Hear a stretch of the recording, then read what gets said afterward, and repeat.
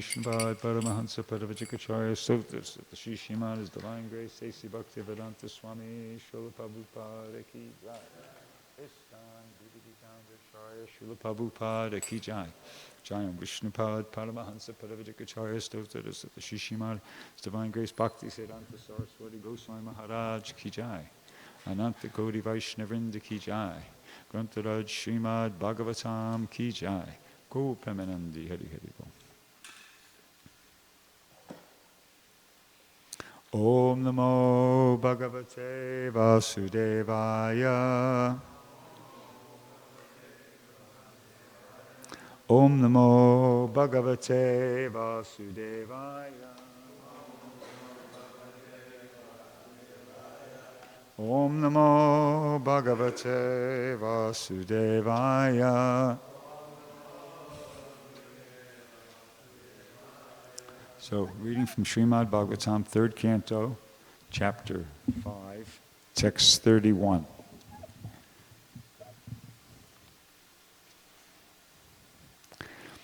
Taijas indriyani eva. Taijas indriyani eva. Jnana karma mayani cha. Jnana karma mayani cha. Taijas indriyani eva. Jnana karma mayani cha. That's it. Others?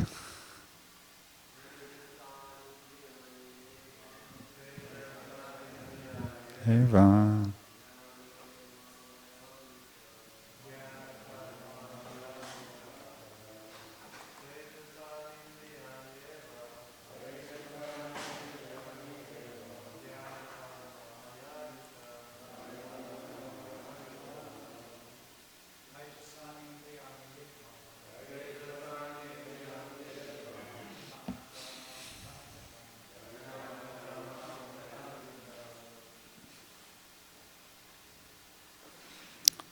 Marajis?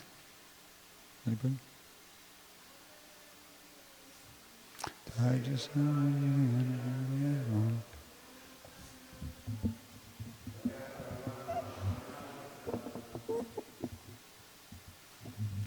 Okay. Taijasani, the mode of passion. Indriyani, the senses. Eva, certainly. Jnana, knowledge. Knowledge, philosophical speculations. Karma, fruit of activities. Mayani, predominating. Cha, also. Translation and purport by His Divine Grace, A.C. Bhaktivedanta Swami, Srila Prabhupada. The senses are certainly products of the mode of passion in false ego, and therefore philosophical speculative knowledge and fruit of activities are predominantly products of the mode of passion. Purport. The chief function of the false ego is godlessness. When a person forgets his constitutional position as an eternally subordinate part and parcel of the Supreme Personality of Godhead and wants to be happy independently, he functions mainly in two ways. He first attempts to act fruitively for personal gain or sense gratification, and after attempting such fruitive activities for a considerable time, when he is frustrated, he becomes a philosophical speculator and thinks himself to be on the same level as God. This false idea of becoming one with the Lord is the last snare of the illusory energy, which traps a living entity into the bondage of forgetfulness under the spell of false ego. The best means of liberation from the clutches of false ego is to give up the habit of philosophical speculation regarding the absolute truth. one should know definitely that the absolute truth is never realized by the philosophical speculations of the imperfect, egoistic person. The absolute truth, or the Supreme Personality of Godhead, is realized by hearing about him in all submission and love from a bona fide authority who is a representative of the 12 great authorities mentioned in the Srimad Bhagavatam. By such an attempt only can one conquer the illusory energy of the Lord, although for others she is unsurpassable, as confirmed in Bhagavad Gita, chapter 7, text 14. Okay. Can anybody quote chapter 7, text 14? Nah, I mean, not Prabhupada disciples, bhaktas and uninitiated devotees. Anybody know 7:14? Good. Bhaktadeva? Yeah.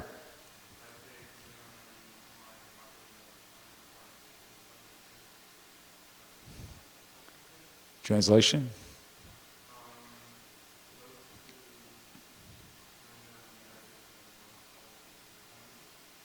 Say it again. I don't think so. It's 7:14. This divine energy of mine.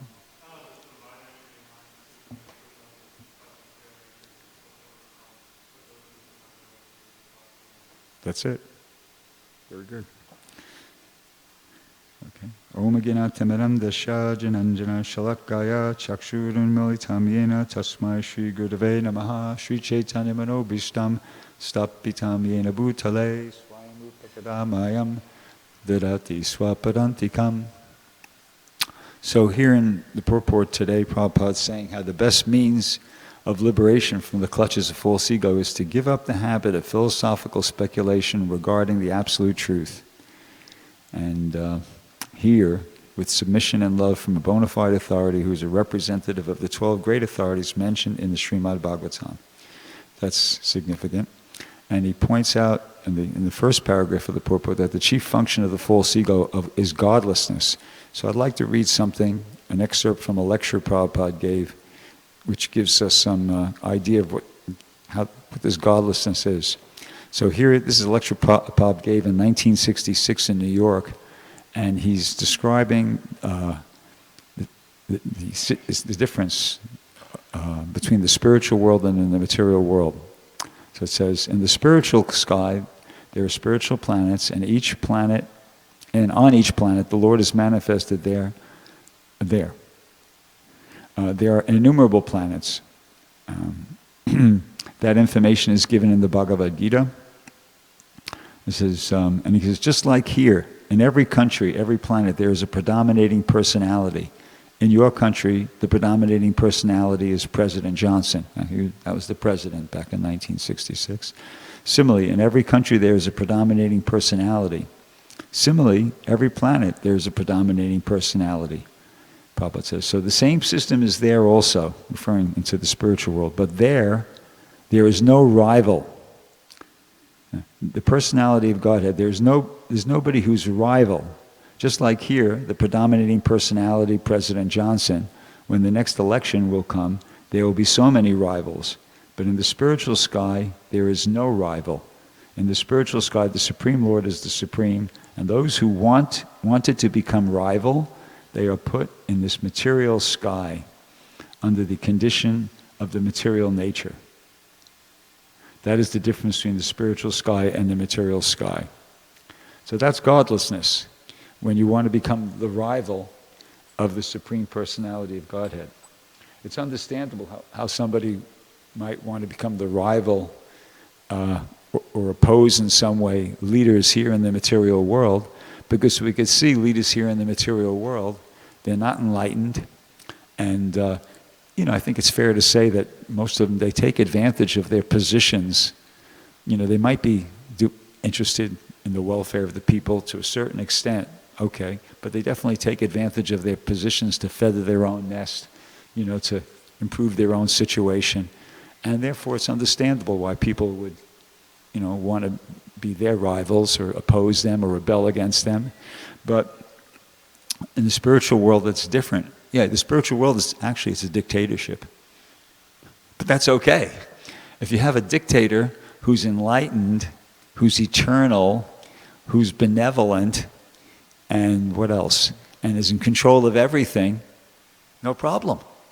I don't mind being in a place where a citizen of a place where the leader is that, and that's the situation in the spiritual world. Krishna, all his Narayan expansions, they're eternal. He's the most enlightened person. He's totally in control of everything, and he's the ever well-wisher. He's benevolent. He's benevolently inclined towards every living entity. So why become a rival? Right? Make sense? So, but we did. And that's why we're here. We wouldn't be here if that wasn't the case. So that wasn't a very intelligent thing to do. Okay? Which brings us to the next point. It's mentioned here, Prabhupada's saying in the second paragraph about how the means of liberation from the clutches of the false egos, to give up the habit of philosophical speculation regarding the absolute truth, and here with submission and love from a bona fide authority, who's a representative of Krishna, basically. So we should be, that's a reasonable proposal, that's a reasonable proposal, because we should understand that, as I said, we're not that smart, we're not that intelligent, If we were, we wouldn't have come here to the material world. And you could say, well, okay, everybody's entitled to a mistake. We came here to the material world, but we're going to get out. But the thing is, our first birth, it describes in the Srimad Bhagavatam, Canto 9, Chapter 24, Text 58 in the purport, that we take our first birth as Lord Brahma. And then from there, generally speaking, what happens is, Prabhupada says, I'm just quoting right from the purport, we go down to an ant or a worm in the stool. So in other words, not only do we make the mistake of coming here in the first place, which was a big mistake, we're referred to the Jiva soul is sometimes referred to as Vibhinamsa. We're a type of expansion of Krishna. There's, the personal expansions of Krishna, and then there's the separated expansions of Krishna. So we're among that. So right here in Los Angeles, right upstairs in that room up there, Prabhupada was having like a darshan, or whatever you call it, and there was a professor there. His name was Professor Mize. And he asked Prabhupada the question, what percentage of the living entities come here to the material world? Because Prabhupada was describing, the situation. And Prabhupada said 10%. And then he paused and he said less than 10%. Okay? So let's take that as a figure. That means we're in the bottom 10% of the class. You remember when you were in school? And if you were like in the bottom half of the class, you felt really kind of like, oh man, I'm a Dumbo. But imagine being in the bottom 10% of your class. We're in the bottom 10%. 90% plus of the living entities are nityas siddha. They're in the spiritual world. They don't come here to the material world. So to start off with, we're kind of like among the really dumb ones. We came here to the material world. And on top of that, we've been here for countless trillions of years. Because Lord Brahma, our first birth was as Lord Brahma. Okay? So we're all still here.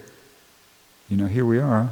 I mean, maybe it might be a couple people here who are Nitya Siddhas who just happen to be here to assist Prabhupada in his mission. But at least speaking for myself, as far as I understand, I'm a Nitya Bhada. I'm a conditioned soul.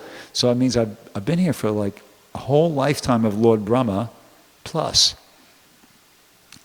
And Prabhupada says in one purport in the Bhagavad Gita in chapter 10, text 11, he says, due to many, many millions of births, the mind is always covered by the dust of materialism, but it makes the point, many millions of births.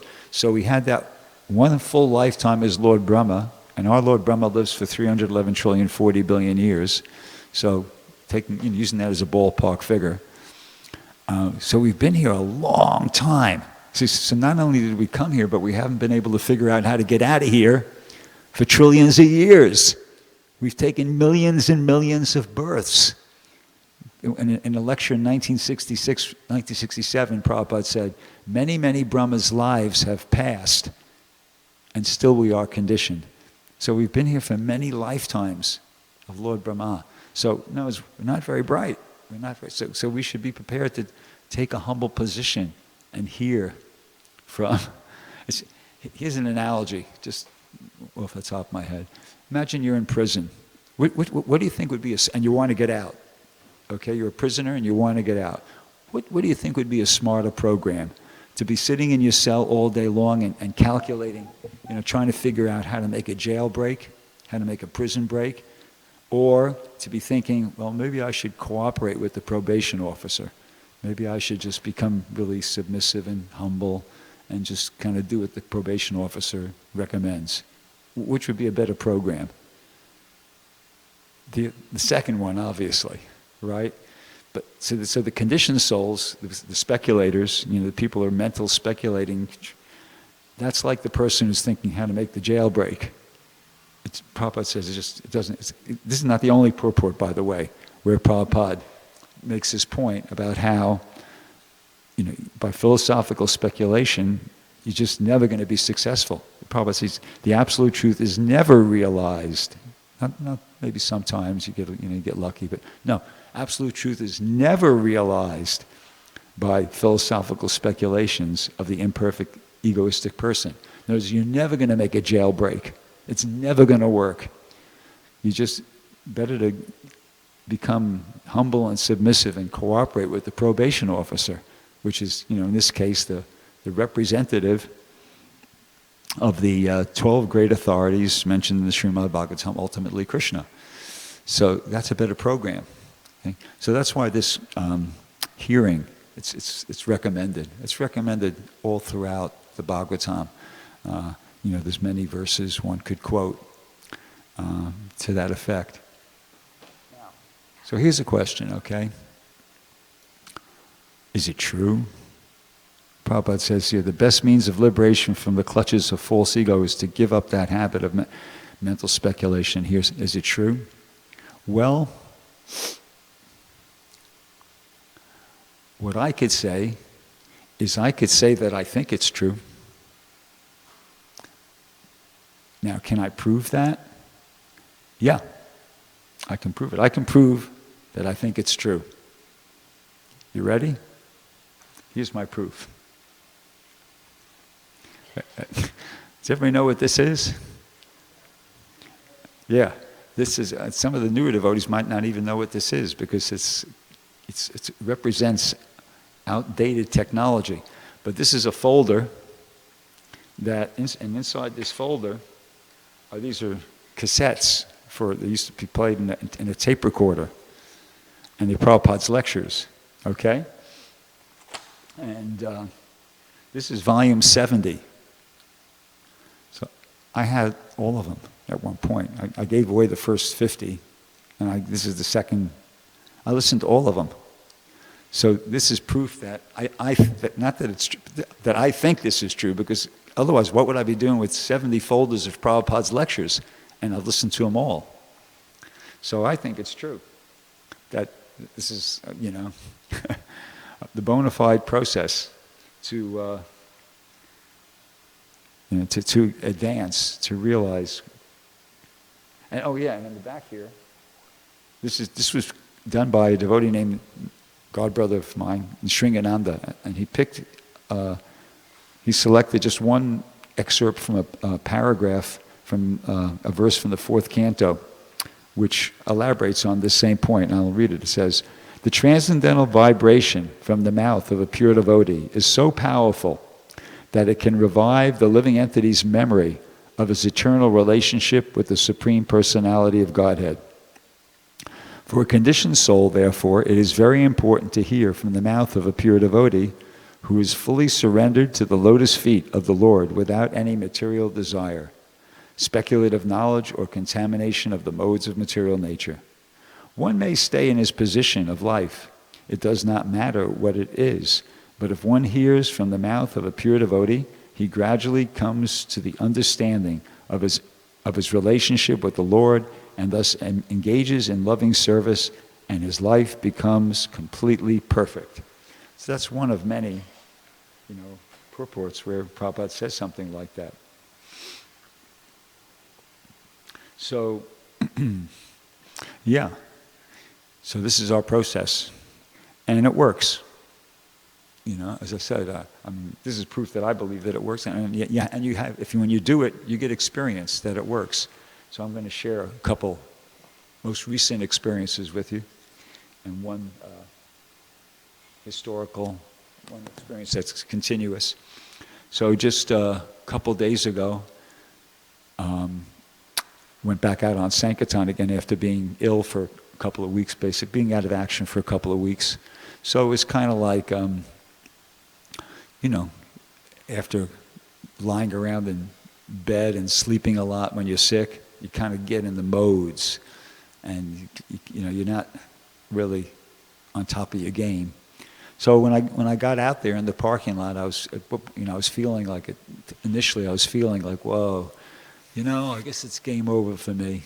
I guess I've had a good run, but because I was feeling really like low energy and physically, and not feeling very enlivened, and I guess maybe I've reached the end of the line here. I was feeling like that, and I was really kind of like absorbed in that. Maya was really. But then I just thought, let me just keep trying. Let me just keep going. And I prayed a little bit to Prabhupada and to the 6 Goswamis. And then I approached this person, this lady, and it worked out she was a pastor's wife. She'd been a pastor's wife. She told me for like 40 years or something like that. And she was very active in helping him with all this stuff. And she had her, a little girl in the car. It was the daughter of her daughter. It's a granddaughter. Her daughter was an alcoholic, was a drunk, and lived on the street. That's what she told me. And she was bringing up the granddaughter. So I said, wow, She told me her story. I didn't ask. People do that sometimes. They just tell you the whole story. And I said, wow, you're very, it's really noble of you. It's really good that you do that. Look, I want you to have these books and I gave her a whole stack. I figured, what the heck, I had nothing to lose. So I just handed her a whole stack of books. And I said, I want you to have these. You're a very spiritual person. You should have these. And she said, wow, really? I said, yeah. I said, we just asked people if they could help out with a donation to help out, for the printing. And she said, well, yeah, of course, yeah. And I, had my phone with me, and I showed her a number on the phone. And she said, oh, yeah, sure, definitely, of course. I was regretting afterwards that I didn't show her a bigger number, but I showed her a pretty, big number, and she took. So then, and right after that, I just felt like everything changed. It was like not only did the books go out, but like my whole energy changed, my whole mood changed, everything changed, and I just remember those verses in the Bhagavad Gita where Krishna says, "Nehabhikama nastosti prachavayo navijate swalpam api shidharma shatrayate mahato." That in this endeavor there's no loss or diminution. It's like, and Prabhupada explains in the purport that if you get to like 1%, your next beginning is at 2%. So I felt like Krishna was just kind of like, because I didn't give up. Krishna just said, okay, he just picked me up. He said, okay, it's okay. People get sick, just bloop. And I just like picked me back up and put me back on the, back in the game again. So, that was like a far out experience there. All of a sudden, I went from like completely like,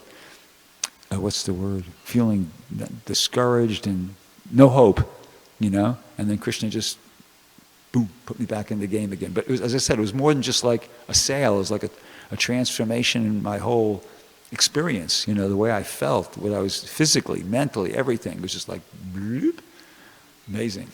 So that was 2 days ago. And then, and that kind of like, as I said, made me feel like, it reminded me of those verses in the Bhagavad Gita where Krishna talks about that. And then yesterday, I had a different type of experience. Yesterday was kind of, felt some energy, I was going okay. but I felt I got realization of this point in the philosophy. This is... Okay, so in the fourth canto, Prabhupada says in an excerpt to a purport, he goes, "A pure devotee of the Supreme Personality of Godhead is always thinking of how fallen, conditioned souls can be delivered. The Supreme Personality of Godhead, influenced by the merciful devotee's attempt to deliver fallen souls, enlightens the people in general from within by his causeless mercy." So particularly, I feel like Krishna gave me realization of this particular phrase, how he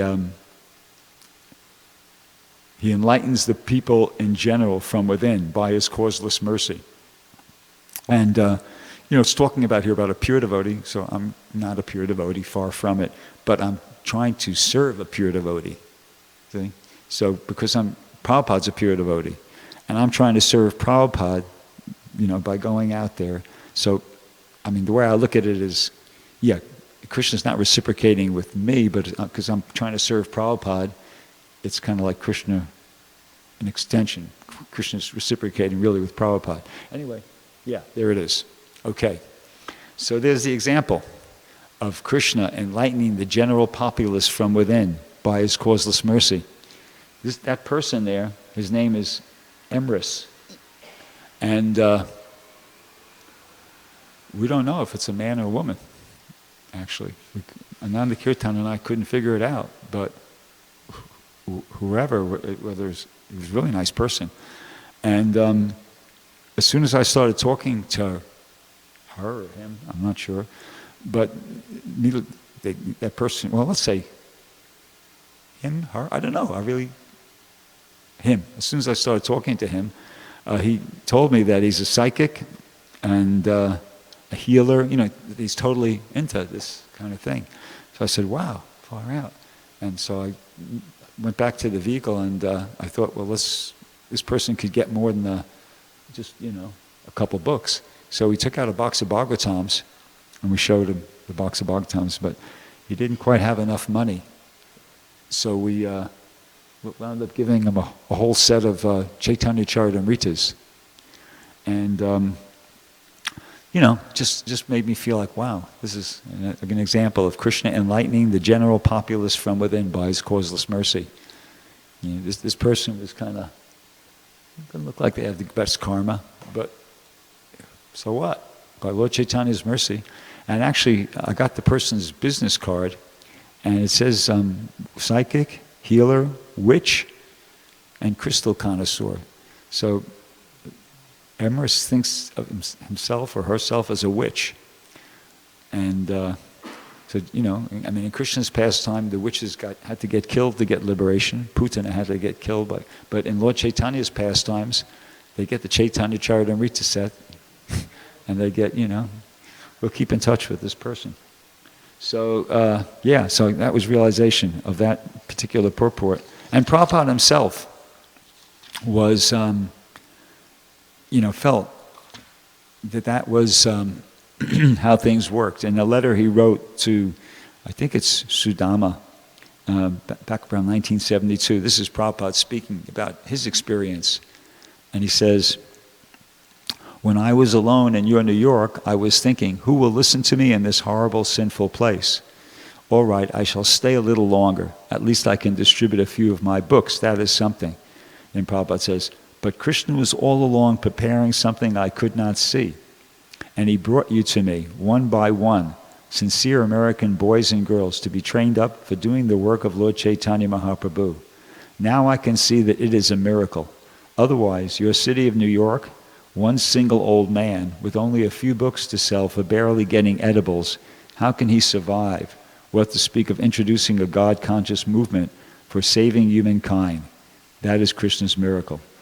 So Prabhupada was thinking like Krishna's all along, we should be thinking like that. Krishna's all along preparing something that we can't see. We just have to keep the faith, hear and believe in what we're hearing and try to put it into practice in our life and wait, be patient. Krishna's all along preparing something we can't see. That's what Prabhupada says here, and that was the way Prabhupada understood his success. That, Krishna, it was reciprocation from Krishna. And on that point, because I mentioned it, this is an example, an ongoing example.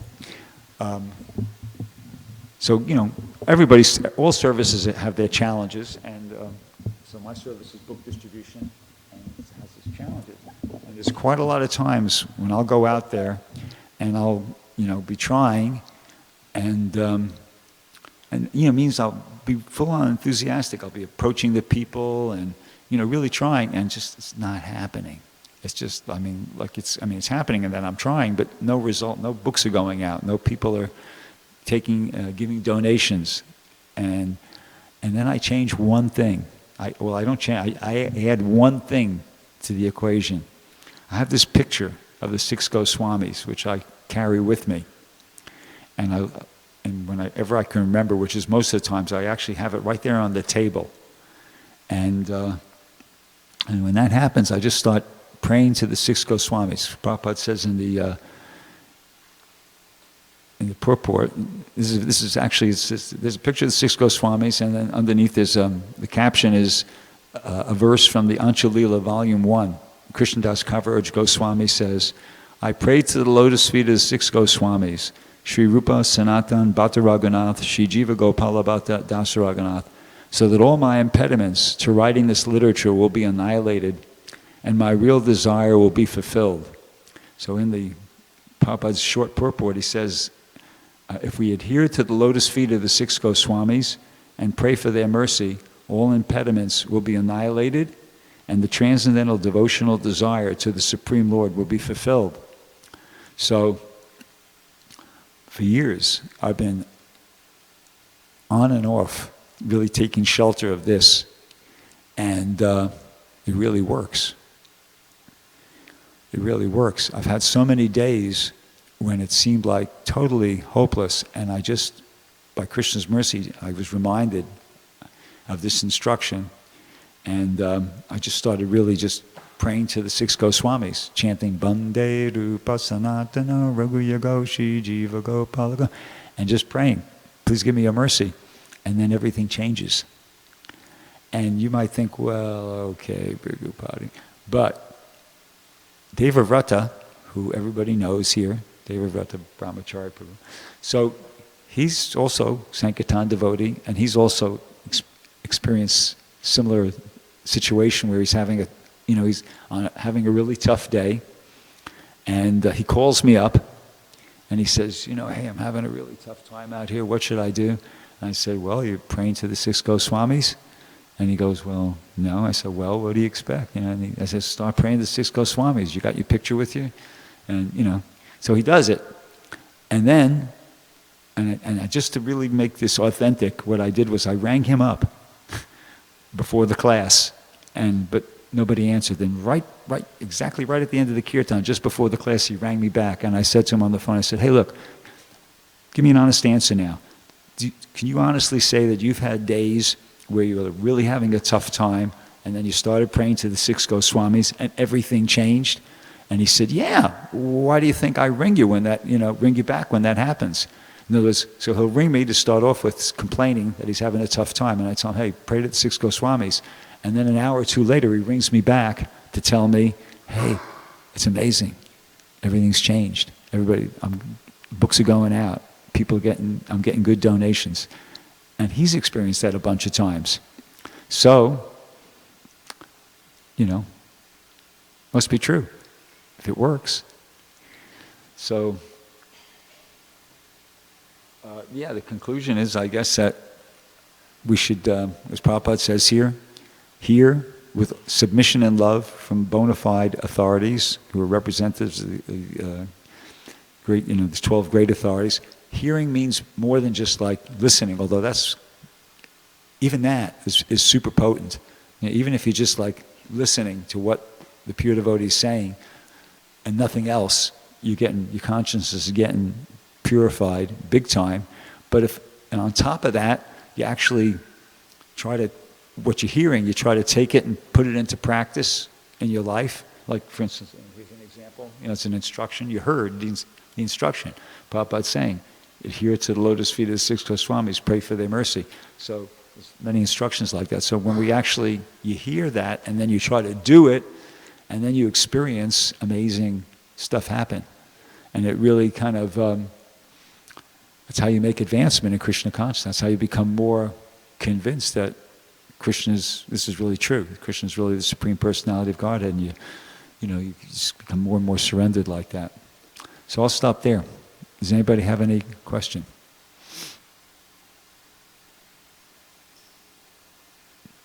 Prema Sankirtan.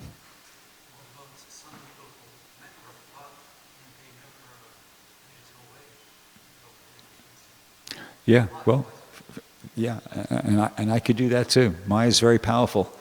And Maya can get anybody at any time. And I mean, look, Bharat Maharaj, he was on the platform of Baba.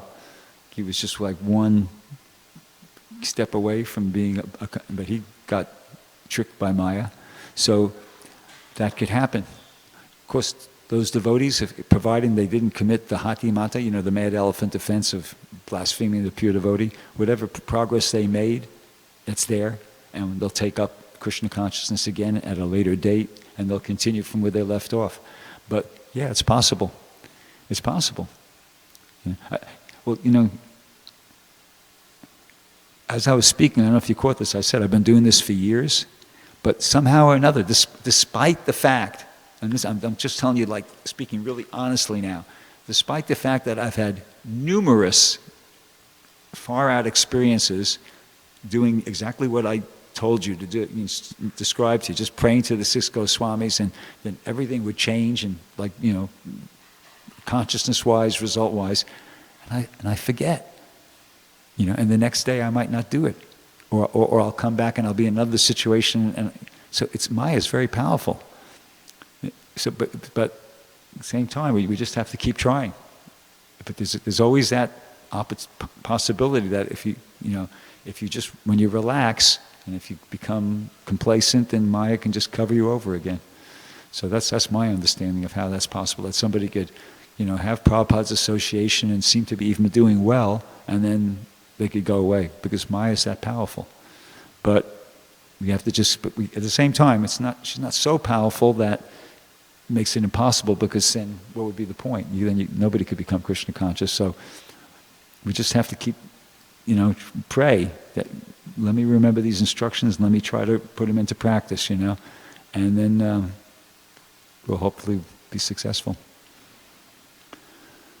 Thank you, Dr. Emil.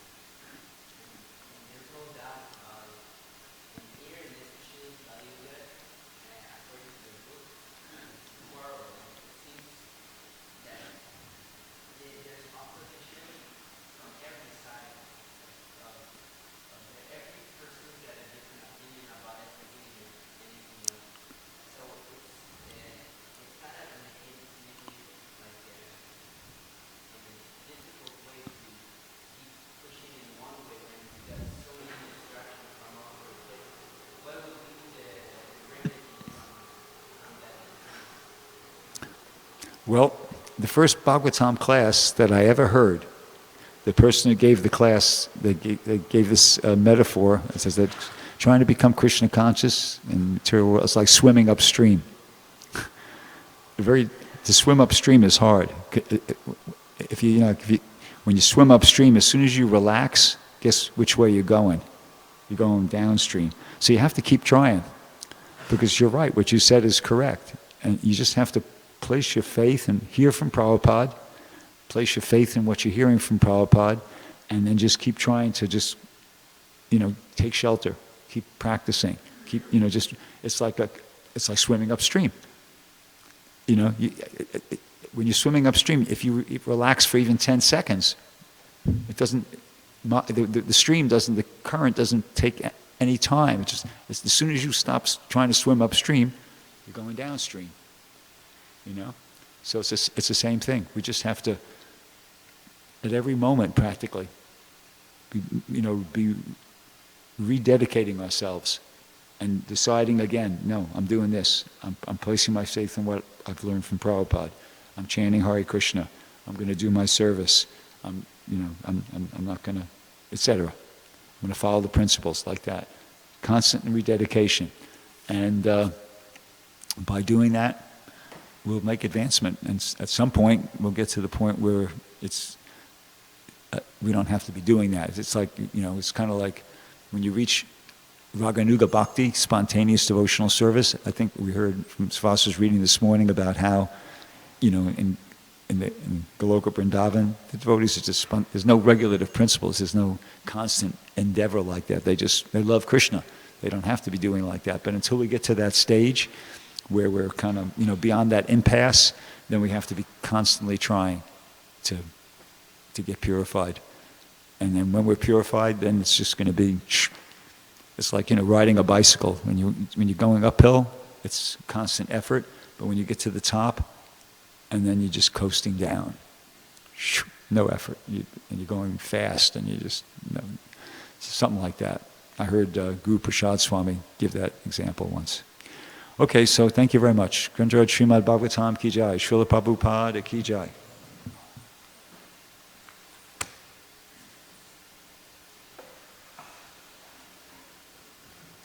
Anyway, I lost mine. You can get it. Oh, sure. You have sense to that.